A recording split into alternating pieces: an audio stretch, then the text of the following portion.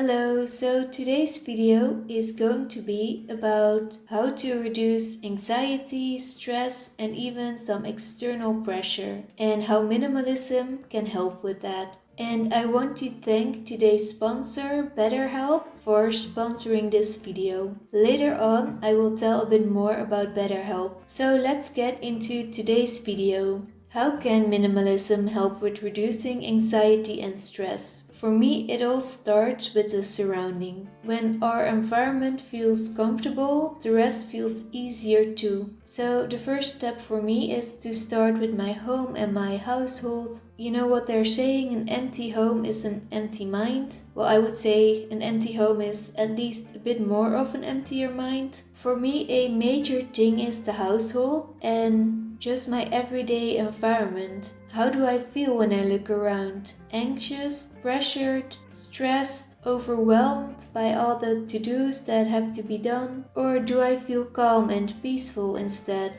I always try to make it as easy on myself as possible. It's not that I don't like cleaning, it's that I cannot keep up with the high amount every day that it requires when I have a lot of stuff. And so by having less stuff to clean, it becomes easier and also manageable. And I also feel calmer, and I really love the small things that I can do and clean because it's not overwhelming. Because clutter is not just physical, it represents indecision. It also represents the late decisions, the late actions. So when we feel confident enough to handle our own clutter and our homes, to make decisions about our stuff, we feel much better, and we also gain more confidence in other areas of our lives. For me personally, I always need to start with a physical environment. It's the place where I rest and recharge. If that's not alright, my mind is not alright either.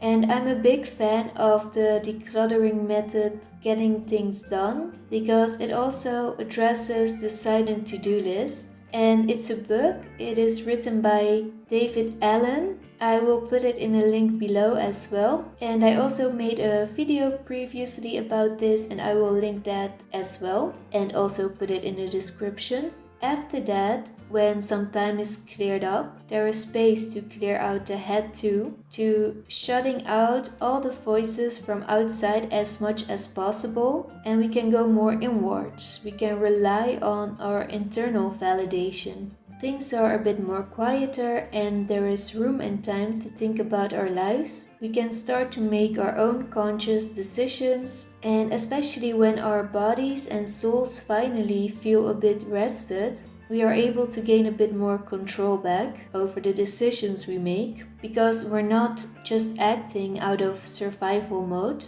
We are able to think things a bit more through. I want to thank today's sponsor, BetterHelp, for sponsoring this video. So this is a good moment to talk a little bit about BetterHelp. If you feel stuck, if you are struggling, or if you just need to talk to someone, BetterHelp can help you with that. So BetterHelp has a huge variety of licensed therapists who are trained to listen and to help you. You can talk to your therapist in your own environment and at your own convenience. So BetterHelp has a very broad range of experts with more than over 20,000 therapists. That also gives you access to certain areas of help that may not even be available in your own area. So what you have to do is you go to the website and you fill in the questionnaire. And this is so that they can assess your specific needs, so that you get matched to a therapist, and all of this in under 48 hours. After that, you just schedule secure video or phone sessions, and you can also exchange unlimited messages. And of course, everything that you share is completely confidential.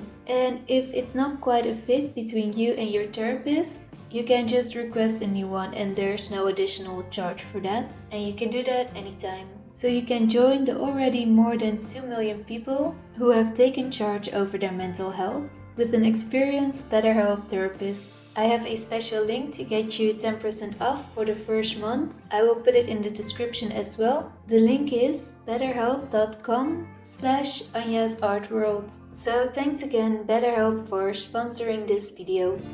So now we have room to tackle other clutter in our lives, like some time wasters, some commitments that we don't like, some behaviors, and we can free up time and space to do what truly feels good. And we can also start to escape or avoid the rat race in which life is so fast and which is very difficult to step out of the spinning wheel once it is going. I think most of the anxiety comes from this feeling of being lived by others, lived by life, having no control and feeling overwhelmed. At least that's always the case for me. And it's not easy to make decisions about jobs that give us too much stress, when there are bills that need to be paid, and when there are expectations to be met. It's not easy stepping out of this and to be okay with living differently, but it really helps with taking over control over time and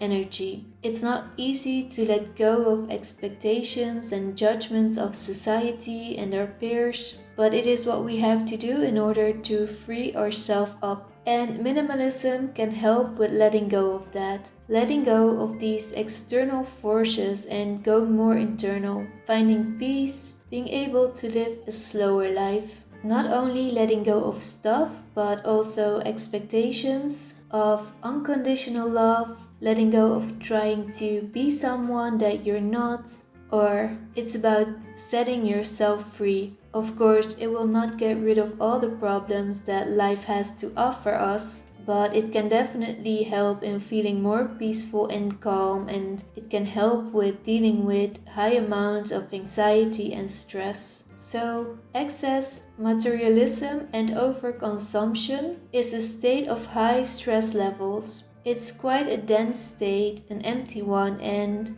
it's also one in which a lot of us feel alone and unconnected. So, when we need less stuff, less distractions, when we don't feel the need to compete in material gains as much, there is less pressure to fill up our time to work and to seek temporary reliefs afterwards. It's a slower life with less stress, I find. And when we find value internal, we can also be more beneficial to our own surrounding. We can be more present, we can be more compassionate and loving towards others, and we can find meaning in things beyond us in a higher good. I hope you're all doing well, and thank you all for watching. See you next time.